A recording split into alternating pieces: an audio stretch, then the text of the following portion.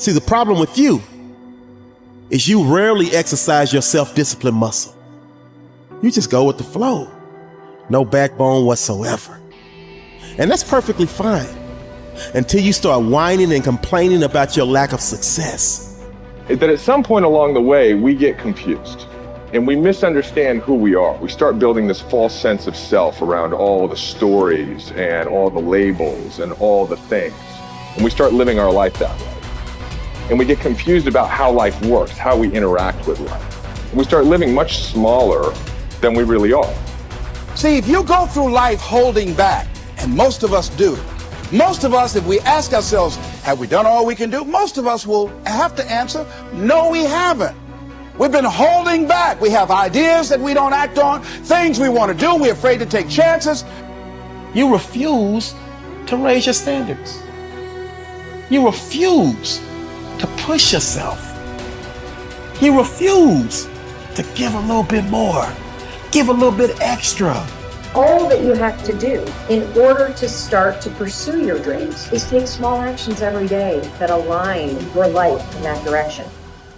You have to be willing to be hungry enough to understand that if this is something that you are truly going after, then work has to be applied. You can't make excuses. You can't ask for a pass. And you got to understand that you got to pay a toll to cross the bridge. Whatever your answer is, you can do it right now, today, starting today, right? It's still possible. You can start doing that right now. It's empowering the present with the future. There is nothing stopping you from making it happen right now. You never ever have to feel that way if you start doing it right now. And you can do it right now. The thing about self-discipline is that it is necessary for everything you do in your life. You have to be self-disciplined. And once you understand that you can always make a different choice and get a different reaction, and that's the power in your life. That's the power that you have, is no matter what's going on, you can choose to think differently, believe differently, see differently. All of those things are a choice. If you have a why, you can survive almost any how. Once you begin to discover who you are, then you really realize how you have been given authority and dominion over everything on the face of the earth, including all the dimensions of your life. But you can only do that through the struggle of life. Get better, grow and learn and develop and live. Live in defiance of the weakness and in rebellion against the decay. Fight them as they creep in with their offers of instant gratification and immediate rewards. Fight them for every inch they try to take. Do not surrender any ground ever. When you commit to something, you require yourself to bring all of your disparate components moving in a single direction, united in a single direction. So it's a unifying act. And then once having been unified, well, then you can bring that unity to bear on a variety of different tasks. But you have to bring it together first. So, and that makes sense developmentally. You see children start out as a disparate bundle of motivations and emotions sort of warring with one another. And then they can integrate that into single games that they can play with themselves.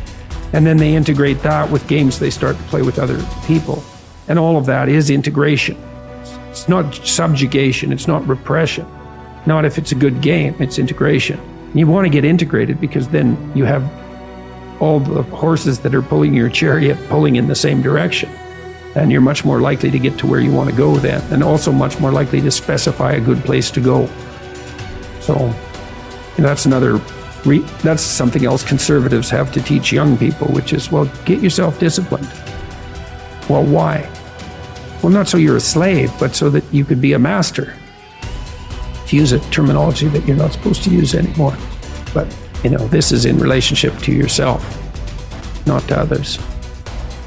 So, yeah, and to begin with, you have to accept an external master because you just don't have the wisdom to do that for yourself, or the ability or the opportunity often. Everybody knows this.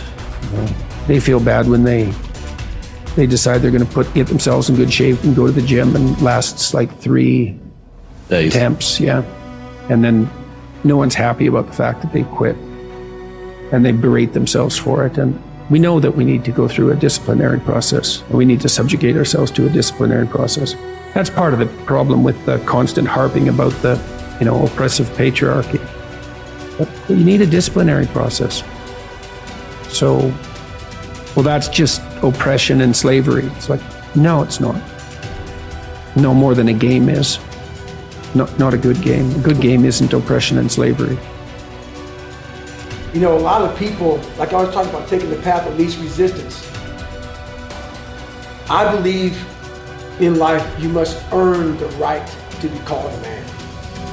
And a lot of people do not think the way I do, and that's fine. I'm not asking you to be David Goggins. Trust me, it's a hard road to hoe. It's not fun. Like it. It's not fun all the time. But the thing about it is, you have to look, I looked at my hardships as challenges. Once I got over the pity party, because I went through that phase. Of course. I'm a normal human being. But I realized that got me exactly where I was at, even worse. As I looked at those challenges, the way most people do, woe is me. Why the fuck can't I get a break? Why? I wish I was better.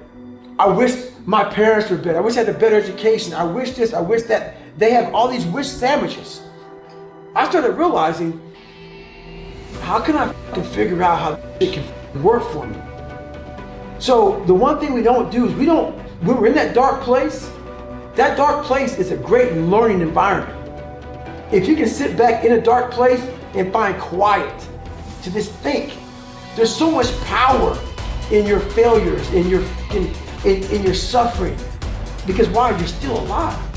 You're still fucking here. So you gotta look at that shit. My God, man, this is power, man. Like, now I gotta flip this. How many men will be able to do what I'm about to do, what I'm about to try to do? Like, literally, what gave me strength was when I was at the worst of my worst. How many men would even fucking say they want to try to be a Navy SEAL? I'm at the worst spot of my life.